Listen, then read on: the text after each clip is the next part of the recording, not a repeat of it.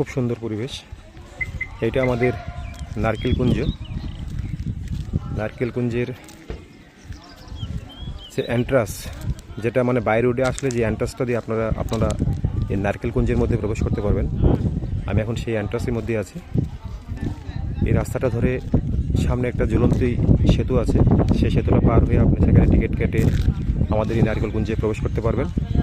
এবং ওই পাশে আরেকটা রাস্তা আছে যেটা জলপথে আসতে হয়, যেটা আপনার তীর্থমুখ মন্দিরঘাট হয়ে জলপথে এই নারকেলকুঞ্জে আসা যায়।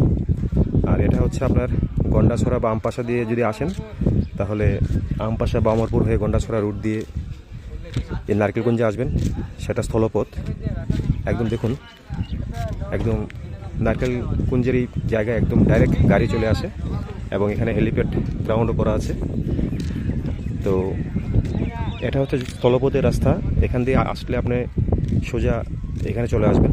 এবং ওই পাশে যে রাস্তাটা আছে সেটা জলপথের রাস্তা, যেটা আপনার যতনবাড়ি তীর্থমুখ মন্দিরঘাট হয়ে জলপথে আসতে হয়। তো ওই জায়গা দিয়ে নৌকা দিয়ে আপনার আসতে হবে, এবং এই জায়গা দিয়ে আসলে আপনি ডাইরেক্ট গাড়ি করে এখানে চলে আসতে পারবেন। গাড়ি, বাইক, অটো যেভাবে আসতে চান। এবং এই রাস্তা দিয়ে সামনে যে ঝুলন্ত সেতুটা আছে সেখান থেকে গিয়ে আপনি এন্ট্রান্স, সেখানে টিকিট কেটে আপনার নারকেলকুঞ্জের মধ্যে প্রবেশ করতে পারবেন।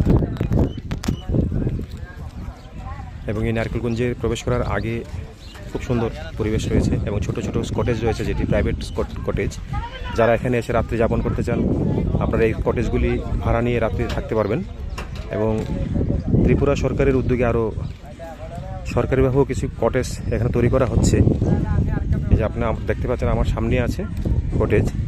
এখনও কাজ কমপ্লিট হয়নি। যদি কমপ্লিট হয়ে যায় তারপরে এখানেও আপনারা রেন্টে থাকতে পারবেন।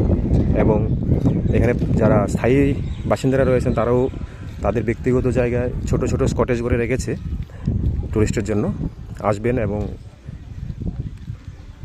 কটেজ যদি পছন্দ হয় তারপর রেট করে যার যেটা পছন্দ সেইভাবেই এই কটেজে থাকবেন। আর আদারওয়াইজ আপনারা নারকেলকুঞ্জের ভিতরে প্রবেশ করলে সেখানেও কটেজ আছে যেগুলো অনলাইনে বুকিং করা যায়। ওই অনলাইন বুকিং করে আপনারা নারকেলকুঞ্জের ভেতরেও থাকতে পারেন। তো ভেতরের থেকে বাইরের কস্টটা একটু কম, ভেতরে অনেকটা কস্ট, বাইরে থাকলে মানে খরচটা একটু কম হয়। তো এই হচ্ছে আমাদের নারকেলকুঞ্জের মনোরম পরিবেশ, খুব সুন্দর পরিবেশ। দেখুন এখন ওয়েদারটাও খুব সুন্দর আছে, রোদ নেই,